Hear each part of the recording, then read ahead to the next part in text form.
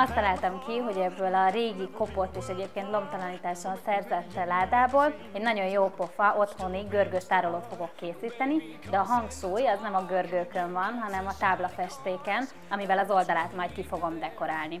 Én már alaposan kitisztogattam ezt a ládát, viszont ahhoz, hogy el tudjak vele kezdeni dolgozni, először le kell csiszolnom a felületét. Én ehhez gépet fogok használni, de természetesen akinek nincsen otthon ilyen, az használhat hozzá kézi csiszolót is.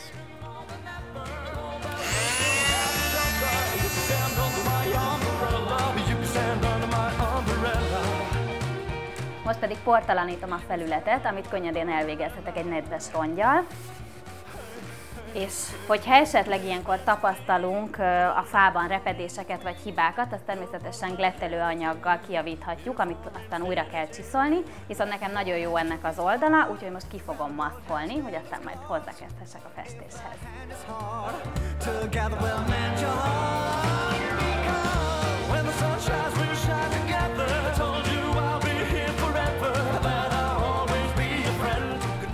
Ahhoz, hogy majd a táblafestékem tökéletesen tapadjon a felületen, először le fogom alapozni a ládámnak az oldalát, és ehhez hengert fogok használni, mert ezzel nagyon szépen egyenletesen el lehet oszlatni az alapozót.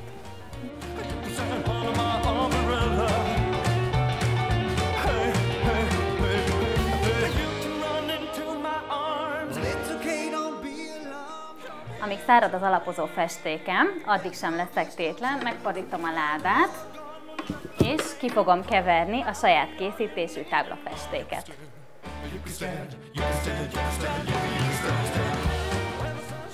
Először az akrilfestéket fogom olyan árnyalatúra kikeverni, mint amilyen a láda oldalán található. Ez a kicsit ilyen menta színre hasonlító árnyalat, úgyhogy nincs más dolgom, mint összeöntögetni a festékeket.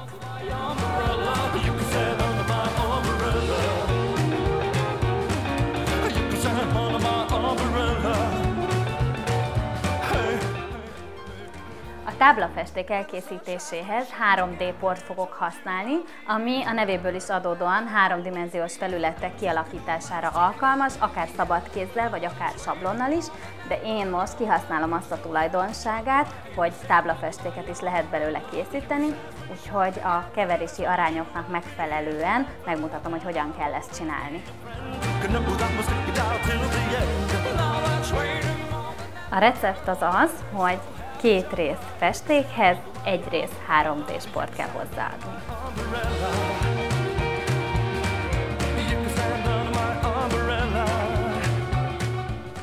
Most pedig felviszem a kikevert táblafestéket a megszáradt alapozó rétegre, de nem szivacshengert fogok használni, mert az nem tudja olyan jól eloszlatni ezt a sűrű festéket, kicsit olyan, mintha magába szívná, hanem ecsetet fogok ehhez használni, de ezzel is óvatos, ügyes mozdulatokkal kell dolgozni, hogy ne legyen csíkos a felület.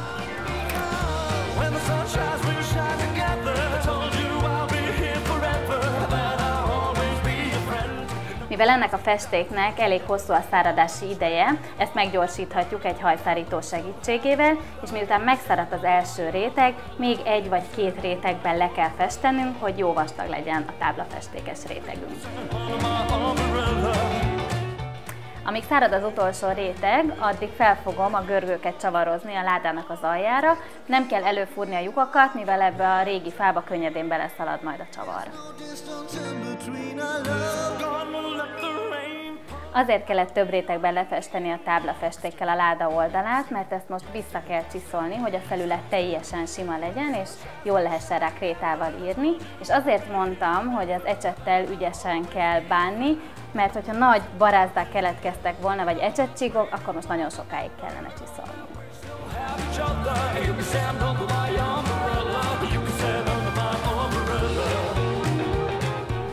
A csiszolás után természetesen megint portalanítani kell a felületet, ehhez egy ecsetet és egy nedves szivacsot fogok használni, és a továbbiakban is, hogyha a krétát vissza szeretnénk törölni a felületről, akkor ahhoz is a nedves szivacsot használjuk. Én most csak az egyik oldalát festettem be, mert nekem nagyon tetszik ez a rusztikus hatás, hogy így megmaradt a láda oldalán, viszont aki szeretné, az akár az egészet kifestheti és telefirkálhatja. Úgyhogy nincs más dolgom, mint takarítás után belepakolni a dolgokat és ráírni, hogy mi van benne.